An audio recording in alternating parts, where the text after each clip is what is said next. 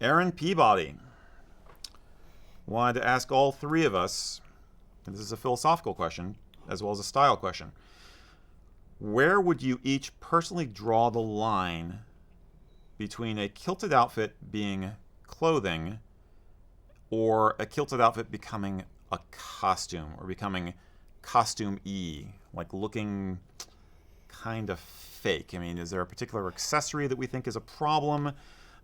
Is there one thing that if you put it on, it instantly is going to push the whole ensemble into looking like a costume, or like you don't take it seriously, or like it's a theatrical thing? Is there one thing? Matt, bring yourself in. He wants your opinion on this too. He wanted our opinions from perspective of being reenactors also, but we might want to keep that separate. One thing I'll say, I don't think there's one thing, but it's kind of what's the quote about pornography. I can't define it, but I know it when I see it. It's kind of that, where it's in Highland wear, generally the simpler the better, and if you're trying too hard or putting too many things in, or trying to substitute things, it can start to look odd, and then the needle goes up and you go over the edge. So is there one thing in my mind? No, there's a lot of things, and any one individual thing may not be, oh my god, it's a costume now, but if you add a few of them up, maybe it gets into that territory. More of a critical mass kind of a thing. Yeah. Mac, anything? So let's do we all agree with what I just said there? Pretty much. Okay. Pretty much. So, worst mistake that either a trend or a thing that you think when you do it, it's just like, what are you doing? Seriously, you're screwing this up. Worst one. I'm gonna go Jimmy Cap. Okay. I'm gonna go right off the bat. Yeah. For those like especially some of the ones we've seen in, like, you can get when like the Spirit of Halloween stores are up and you get those. Explain what it is. See you, Jimmy. Don't Google it. No, don't Google Jimmy hat. Right, that's different. Slang for condom. But a CU Jimmy hat, it's the tam with the fake orange hair coming out down the sides. So yeah, like that is where I go automatically to something like that. Okay. So that's where I first went. Mm-hmm. Okay. I think similarly, my mind, since he had asked, like, was there one accessory you think would really just push it over the edge? The first thing that came to my mind was tartan tams. So basically the CU Jimmy hat, but without the fake hair. CU Jimmy hats, by the way, were actually, the name comes from a comedian, I think in the 70s or in the 80s. I think it was in the 80s, he did a whole bunch of shtick about cliche Scottish people, and it stuck because he'd always put this hat and hair thing on, and so it became a thing. Yeah, so that is the one thing, but I agree. It's definitely a critical mass thing for me. I do have, my personal sense is that there's kind of a spectrum of it. On the one end, you have people who want to look Scottish, but they're not trying to do any real research or anything, and they just go and find, God's forbid, but a Halloween costume, or they go to some place like Amazon or eBay and find complete Scottish outfit, which includes a kilt, a belt, a sporran, and they just kind of like, okay, good enough. I got my uniform, done. And that stuff you're buying, then it's low quality. It doesn't fit. It doesn't look right. It's not good, and so it just shows that you put in no effort into researching it. Now, budget issues. Budget is a thing, but I think there are ways to deal with the budget, even a very, very tight budget. There are ways to deal with it and not come off like you don't care and like you're wearing it like a costume. I think it's like, are you wearing it like a costume? So where would you fall in the category of, let's say, someone going on Amazon and buying a sporran versus going to a thrift store and getting a woman's purse? Damn you for stealing my stole our thunder. That was my next point. Yeah. All right. Mac didn't just say that. Roll the tape back. My point I was going to bring up before Mac stole my thunder is substitutions. Yeah. If you have it's substitutions speak to lack of knowledge. Case in point, we were at Celtic Classic years ago. See, Mac's already nodding. So he knew he was going to steal my thunder, you jerk. We were at Celtic Classic, and a guy was walking down, and he had on not a kilt, but a kilted skirt. And he had on not a sporran, but a sequiny kind of purse thing that he just tied around the back to look Scottish for the day. And to me, it speaks of, yeah, I've seen a picture of a kilt once. I know what I'm doing. Right. It's fine. I'll be in the spirit. No, Close enough. Yeah, it's the close enough that's the insulting part. That is what Halloween costumes are made of. There's a reason, and I will say this, in defense of the cheap eBay outfits. At least it's a real proportioned sporran with a real sporran chain. Yeah. Whether it's made in the UK or China, Pakistan, whatever, it's still at least a thing. Even if it's acrylic, it still has pleats in it like a kilt. It's the care, it's the how much knowledge do you have and what are you putting into it? Or what's the, it's good enough. Or trying to be selective with those choices. I think you could buy super, super cheap stuff online, but if you're making an individual choice about each item, as opposed to taking something that's just handed to you, that shows a level of care. It's like, okay, that kilt pin speaks to me. That's my clan tartan, or as close to it as I can get. That sporran is good. If you're taking the time to make individual choices, that shows an investment, an emotional investment and an intellectual investment. For me, the opposite end of the spectrum is people who try too hard. They don't do a lot of research, or they do enough knowledge to be dangerous. Which I'm the king of, frankly. But they do, I'm going to go full bore and do over the top, super peacocky. Everything matches. Everything's perfect. I have a matching pocket square and matching tartan tie and matching kilt, and they have clan crests everywhere.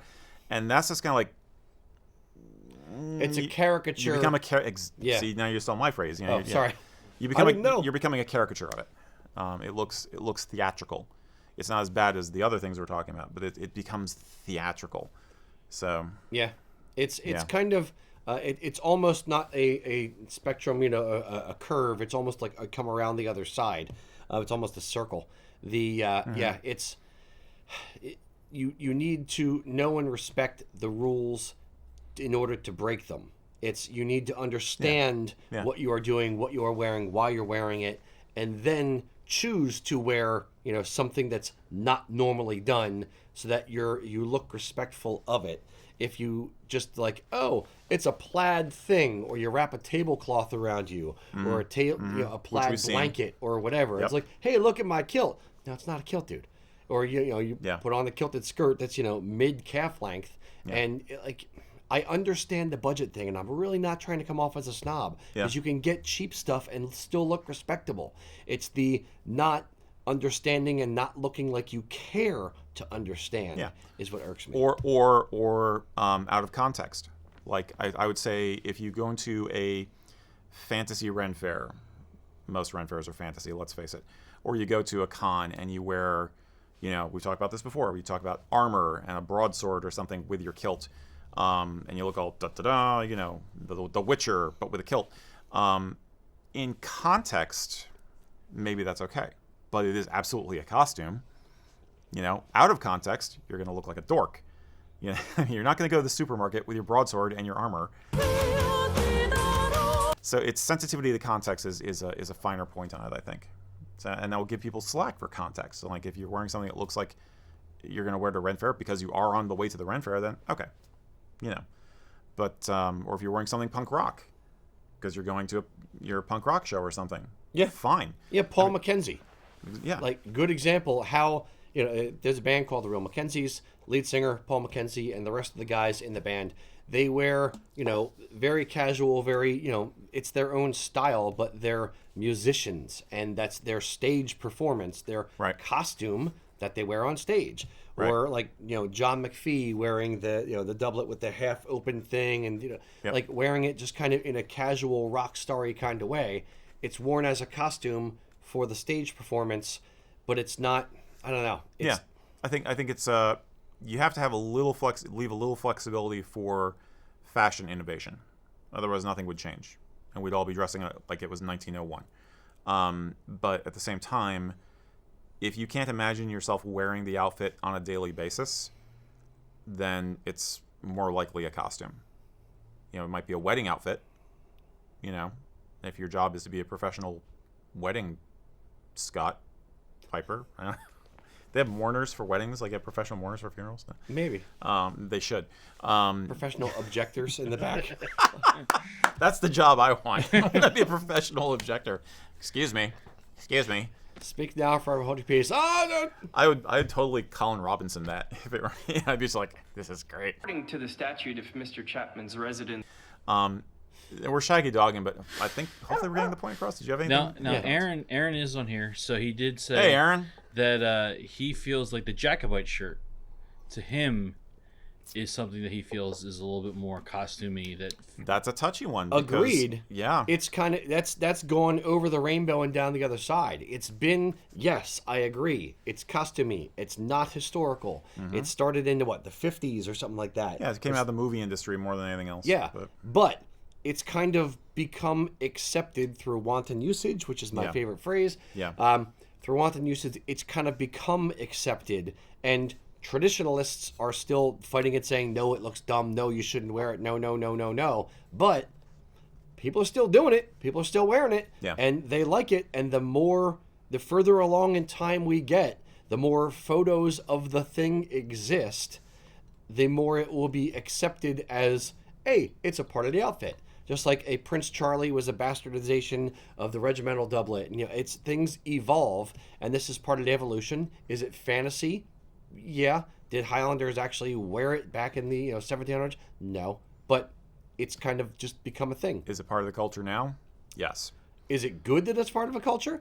That's up to you. Yeah. Yay and nay. But I think the going to the supermarket test, I think Aaron might agree with this, that basically if you wear a Highland shirt to the supermarket with your kilt, let's say your kilts and your hose and your sporn are all great, but you wear a Highland shirt to go get your groceries, a lot of people are going to think it's a costume. If you go into that same store wearing a dress shirt, a grandfather shirt, even a t-shirt, people are going to say like, oh, that guy's wearing a kilt. That's like how he dresses all the time. If they see a Highland shirt, it's one of those things that pushes it over the edge where it's kind of like, oh, that guy's on his way to the Ren Fair. I disagree. I think I'll say there's a scale. Because all of this has a scale. That's kind of what we're getting. The Highland shirt with the kilt, in my estimation, being invented in the 50s-ish, has been around for enough time. There's enough pictures of it that if you're wearing, let's say, a kilt, hose and flashes, proper sporran, belt, and a Highland shirt, people will just assume it's fine. Now, if you're wearing a sword and blue makeup and that kind of stuff, yes, that's over the rainbow, over into Fantasyland. Or the supermarket's pretty gnarly and you gotta be ready. Yes, that's a badass supermarket. Watch out for the produce aisle. But I think it's kind of a weird gray area where it's becoming enough in. You're just doubling down on your argument that the Highland shirt has become a standard part of Highland wear, even though it's not historically based. Ish. I mean, it's been 80 years, so you could say it's historically based now. Yeah. Just like graffiti on the Red Rocks in Arizona from the 19th century is now history, even though it was vandalism. Yeah, but how long does it take to make a classic car? Right. 25 years? Right. Is my first car, my Toyota, my 1995 Toyota Corolla, is that now a classic car? Don't get me started on that. It just makes you feel old. Oh, but it's a horrible vehicle. But I think, but it's a question of optics. It's a question of what people see on a regular basis. It's going to make them respond. This guy's wearing a costume versus this guy's wearing some kind of traditional dress. Yeah. Which goes back to the porn type argument. I can't define it, but I know it when I see it. Mm-hmm. It's a scale. It's a range, and it's different for you on the Highland shirt than it may be for me. Although I don't like it, but I think it's a little bit more accepted. Yeah. And seeing the number that we sell, I know. It's like I do know a few guys, and we've had a few customers who are serial kilters, and they wear Highland shirts all the time. They like them. They like them. They find them comfortable, which they are. So they've made it their thing. That's being an individual or an individualist, I guess. For the most part, Aaron, I'm on your side with this as far as that shirt is concerned. I would much rather do a grandfather shirt if it were me. Something that's a little closer to modern day clothing. Yeah, but no, good question. It's a fascinating question. It really is, and I think it's something that people have struggled with ever since the notion of a Scottish national dress came about. If you look at vintage photographs from the 19th century, you see some that look more like this couple went into a professional photo studio in Edinburgh and said, okay, we want to be Highlanders, and they bring out the Here's your stuff. outfit. Here's your Yep. outfit. And then you see others where it's clearly the guy has an estate, or he works on an estate, or he wears this every day because it's what he does. And you could spot the difference in the details a lot of the time. So it's always been there. It's always been a factor, Yep. for better or for worse. It will always evolve. It will always be a gray area. There will always be a time where it just has to reach critical mass of enough people believe that it should be considered traditional, and then it is, because enough people talk about it. Yeah.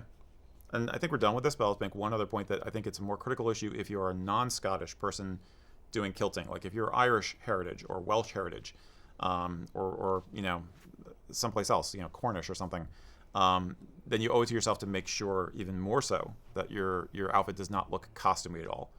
Because you've got more of a hill to climb in terms of acceptability. You still have a lot more people like, it's not Scottish, you shouldn't be wearing a kilt. Well, times have changed, old man. I can wear a kilt if I want to.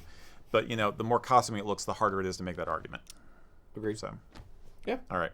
So what do you guys think? What tips the scales for you from clothing to costume? Where does it cross the line? Or do you think, like us, it's a gradient? Please let us know in the comments.